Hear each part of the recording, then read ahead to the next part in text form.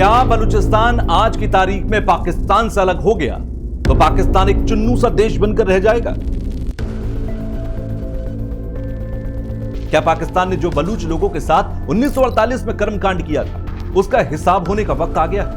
क्या बलूचिस्तान की आजादी को मान्यता देने वाले देशों में सबसे पहला नाम भारत का होना चाहिए? ये सब बातें आज इसलिए हो रही हैं क्योंकि बलूचिस्तान अपनी आजादी का ऐलान कर चुका है और अब यह आजादी पाकिस्तानी नक्शे को बदल कर रख देगी, वो भी हमेशा हमेशा के लिए। भीख मांगता पाकिस्तान अपना कटोरा भी खो देगा और भीख मांगने के लिए रह जाएंगे तो उसके बस ये दोनों नंगे हाथ। ये सब बातें बहुत सिंपल। इन सब बातों को सिंपली समझने के लिए आप एक बार इस नक्शे को देखिए और समझिए कि अगर इस पूरे पाकिस्तान के नक्शे में से यह बलूचिस्तान का हिस्सा निकाल दिया जाए, एक नया देश बनकर उभर आए, तो पाकिस्तान के पास आखिर बचेगा क्या? अपनी राय इस मुद्दे पर आप जरूर मुझे कमेंट बॉक्स में लिखिएगा। बड़ी दिलचस्प आपकी राय होंगी, मैं पढ़ूंगा जरूर। लेकिन यह भी मुझे जानना है कि आज बलूचिस्तान की इस आजादी को लेकर देश के कितने लोग हैं जो बलूचिस्तान को एक आजाद देश बनते हुए देखना चाहते हैं, पाकिस्तान को टुकड़ों में बंटता हुआ देखना चाहते हैं। इसलिए कमेंट जरूर करिएगा। वैसे कश्मीर के सपने देख रहा पाकिस्तान यह देखना भूल गया कि बलूच लोगों ने पाकिस्तान की धोती खोलने की पूरी तैयारी कर ली। आज बलूचिस्तान जिस गुस्से में उबल रहा है वो गुस्सा आज का नहीं बल्कि 70 साल से भी ज्यादा पुराना है। बलूचों के मन में पाकिस्तान के खिलाफ पनपी ये आग कोई नई नहीं है। 1948 में सैन्य ताकत के बल पर पाकिस्तान ने बलूचिस्तान को अपने साथ मिलाया था। तभी से बलूचों के दिल में ये टीस घर कर गई। आपको ये समझना और जानना बहुत जरूरी है कि जब अंग्रेज हिंदुस्तान पाकिस्तान का बंटवारा कर रहे थे उससे कुछ समय पहले बलूचिस्तान को एक नए देश के तौर पर दर्जा देने के लिए पूरी तरीके से सहमति बन गई और उस सहमति वाली बैठक में जिन्ना मौजूद थे, नेहरू मौजूद थे, उसमें लॉर्ड माउंटबेटन मौजूद थे, जिन्होंने यह खुद कहा था कि बलूचिस्तान को उसकी भाषा, उसकी बोली, उसके कल्चर के आधार पर एक नया देश बनाना चाहिए। सब रजामंद थे। हाँ, एक छोटी सी वहां पर बात कही गई थी जो ये कहा गया था कि जो बलूचिस्तान के रक्षा मामले होंगे वहां का जो डिफेंस होगा वो पाकिस्तान के हाथ में होगा, यानी कि पाकिस्तान उसे हैंडल करेगा। इस बात पर सबकी रजामंदी हो गई और जो खान ऑफ कलात थे वो भी मान गए और इस बात पर बलूचिस्तान आजाद हो गया। पाकिस्तान ने पहले तो ये बात मान ली थी लेकिन बाद में मुकर गया। मुकर कैसे गया वो भी आपको बता दूं। बलूचिस्तान के लोगों को लगता है कि उनके साथ एक बहुत बड़ा धोखा हुआ है क्योंकि बलूच लोगों की भाषा और कल्चर पाकिस्तान से बिल्कुल अलग है। वो बलूची भाषा बोलते हैं जबकि पाकिस्तान में उर्दू और पंजाबी उर्दू का ट्रेंड सुनाई देता है। वहीं बलूचियों को यह भी डर है कि पाकिस्तान उनकी भाषा को खत्म कर देगा, उनके कल्चर को खत्म कर देगा, जैसी कोशिश वो बांग्लादेश के साथ कर चुका है, जिसकी वजह से बांग्लादेश को मुक्ति के लिए संघर्ष करना पड़ा था। अब इस मामले को थोड़ा डिटेल में समझाता हूं कि हुआ क्या था।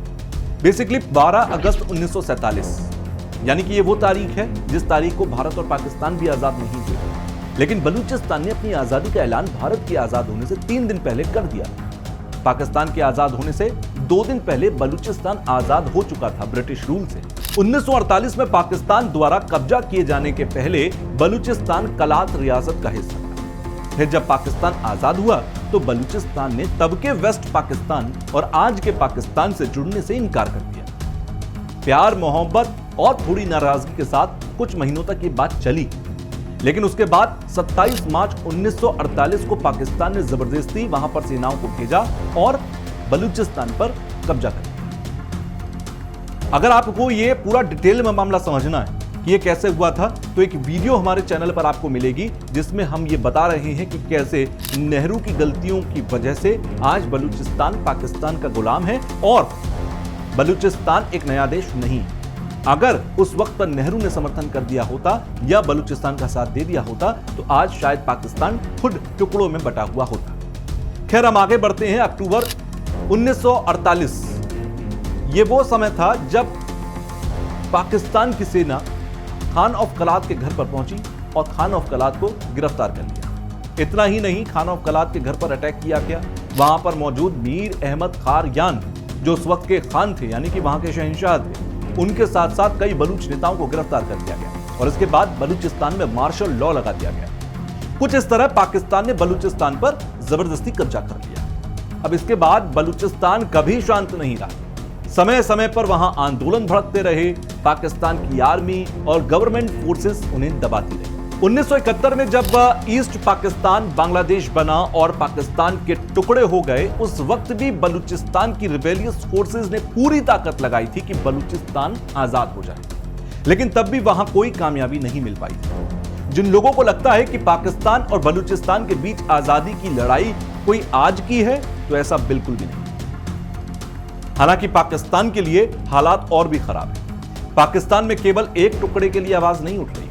पाकिस्तान के 4 प्रमुख प्रांतों में अगर देखा जाए, जैसे बलूचिस्तान, सिंध, पंजाब और खैबर पख्तूनख्वा, इनको भी आजादी चाहिए। इन प्रांतों की स्थिति पाकिस्तान के 4 टुकड़े कर सकती है, और अगर ऐसा हुआ तो पाकिस्तान बिना कुछ किए ही हिंदुस्तान से हार जाएगा।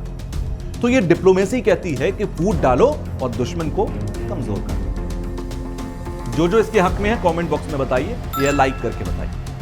अब बलूचिस्तान जो एरिया के हिसाब से पाकिस्तान का सबसे बड़ा प्रांत है, उसने अपने आप को अलग देश घोषित कर दिया है और वो भारत और यूएन से मान्यता देने के लिए गुहार लगा रहा है। वहीं पाकिस्तान के सिंध प्रांत में भी अलगाववादी भावनाएं जोरों पर हैं। पाकिस्तान का यह प्रांत स्वतंत्र सिंधिस्तान बनाने की राह पर है। तीसरा पाकिस्तान का प्रांत है पंजाब, जो सबसे शक्तिशाली है, सबसे ज्यादा पॉपुलेशन वाला प्रांत है, जो पाकिस्तान की इकोनॉमी और डिफेंस फोर्सेस का बेस है। यहां भी लोग पंजाबिस्तान बनाने के नाम से एक देश बनाने के लिए लड़ रहे हैं। और अब चौथा हिस्सा खैबर पख्तूनख्वा, जहां पर आपने सुना होगा तहरीके तालिबान पाकिस्तान यानी कि टीटीपी समय समय पर हमला करती रहती है और दूसरे कई आतंकवादी संगठनों का प्रभाव भी यहां पर है। बाकी जो बचा कुचा हिस्सा बचेगा वो रह जाएगा पाकिस्तान।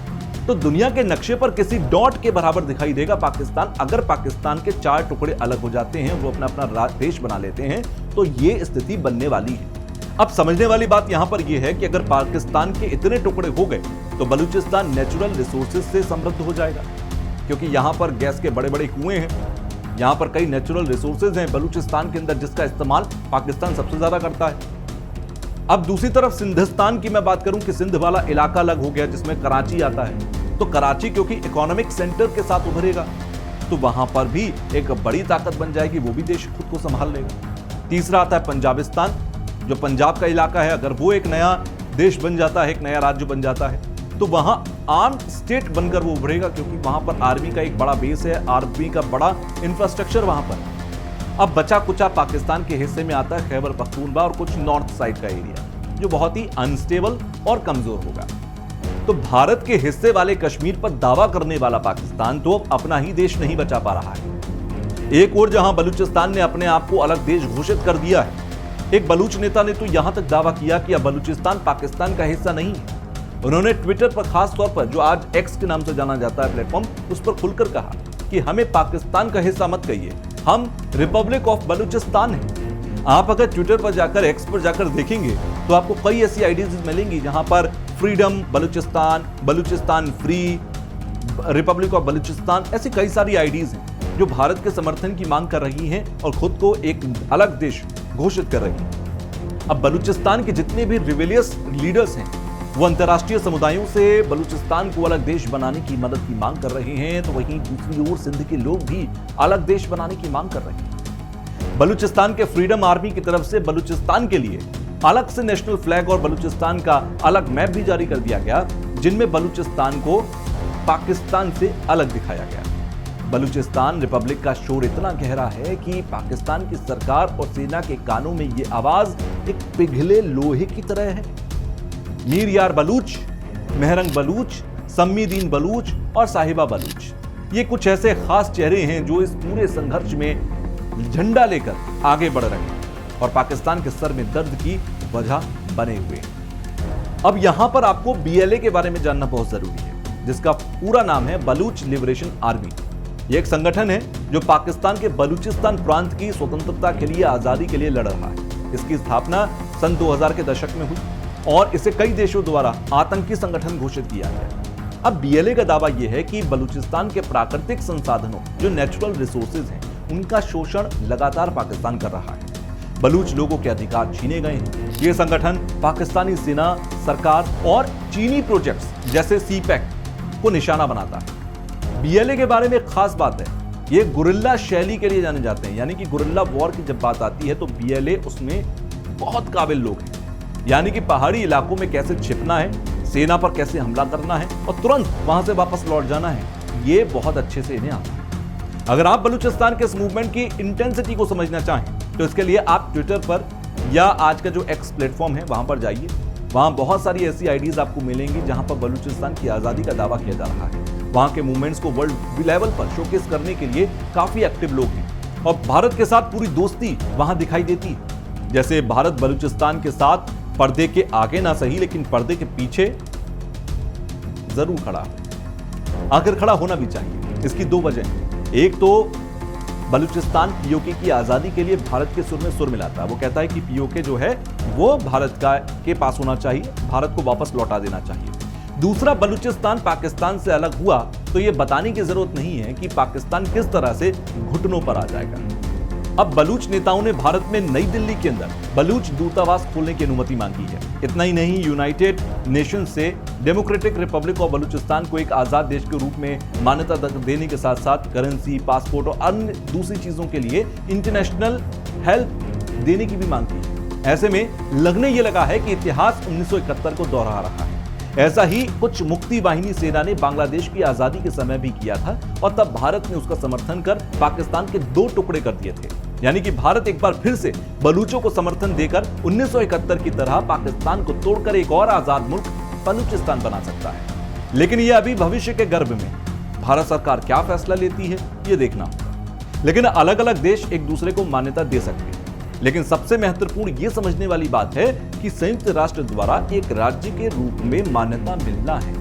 इसके बहुत सारे फायदे होते हैं, जैसे अंतर्राष्ट्रीय कानून की सुरक्षा होती है, विश्व बैंक हो गया, IMF हो गया, इससे आप उधार लेने की सहूलियत आपको मिल जाती है, सीमाओं पर आपके कंट्रोल रहता है, आर्थिक नेटवर्क और कई सारे ऐसे टेक्निकलिटीज हैं जो आपको मिल जाती हैं। इसके अलावा बिजनेस के लिए बहुत सारे लॉज आपको मिल जाते हैं, सिक्योरिटीज मिल जाती हैं, बहुत सारे आप बिजनेस के कॉन्ट्रैक्ट्स दूसरे देशों के साथ कर सकते हैं। लेकिन बात यहां पर एक ये है कि अगर UN आपको सहायता ना दे, आपको रिकॉग्नाइज ना करे, मान्यता ना दे, तो क्या आप फिर भी एक देश, सेपरेट देश बनकर रह सकते हैं? तो बस बात इतनी सी है कि आप एक राज्य खुद को बोल तो सकते हैं, लेकिन हमेशा एक अपाहिज राज्य की तरह ही देखे जाते रहेंगे। इसका मैं एक एग्जांपल देकर आपको समझाता हूं। सोमालीलैंड, शायद आपने नाम ना सुना होगा, गूगल करके देखिएगा। सोमालीलैंड इसका सबसे बढ़िया एग्जांपल है। ईस्ट अफ्रीका में पहले ये एक ब्रिटिश संरक्षित राज्य था। 1960 में 4 दिनों के लिए यह स्वतंत्र रहा। उसके बाद ये इटालियन सोमालिया में शामिल हो गया। 1991 में वहां की सरकार गिरने तक ये सोमालिया का हिस्सा बना रहा। इसके बाद सोमालीलैंड ने एक तरफा स्वतंत्रता की घोषणा कर दी, जैसे आज रिपब्लिक ऑफ बलूचिस्तान। लेकिन सोमालीलैंड को कोई भी मान्यता नहीं देने वाला था, जिससे वहां के लोगों की जिंदगी उस इंसान की तरह हो गई जो न घर का था न घाट का था। आज भी वहां UN से आने वाली मदद सोमालिया के रास्ते होकर आती है। कानूनी सुरक्षा के बिना इंटरनेशनल मार्केट्स तक पहुंच मुमकिन नहीं है, क्योंकि सोमालीलैंड की करेंसी को उसकी सीमाओं के बाहर मान्यता है ही नहीं, इसीलिए इसका कोई अंतर्राष्ट्रीय मूल्य नहीं। तो यह समझना इसलिए जरूरी है क्योंकि बलूचिस्तान ने अपनी आजादी का ऐलान तो कर दिया, लेकिन अभी भी वहां पाकिस्तान की सरकार और आर्मी का कब्जा है। ऐसे में पहले तो उनको वहां से बाहर निकालना, फिर इंटरनेशनल मान्यता हासिल करना बड़ी बात है। वैसे बलूचिस्तान का इतिहास बहुत गहरा है, लगभग 9000 साल पुराना इतिहास इसका है। वैसे बलूचिस्तान के इतिहास पर एक बड़ा ही दिलचस्प वीडियो मैंने बनाया हुआ है। अगर आप वो लोग देखना चाहें तो आप मेरे चैनल पर जाकर देख सकते हैं। बड़ी मेहनत से किताबों खंगाल कर उस वीडियो को बनाया, आप उसे भी देखिए। नहीं तो अपनी राय इस मुद्दे पर मुझे कमेंट बॉक्स में लिखिएगा, जिससे ये पता लगे कि इस देश में कितने लोग बलूचिस्तान की आजादी के साथ हैं और कितने लोग पाकिस्तान को टुकड़ों में बढ़ते हुए देखना चाहते हैं। चलिए मिलते हैं अगली वीडियो में, तब तक के लिए फिट रहिए, मस्त रहिए।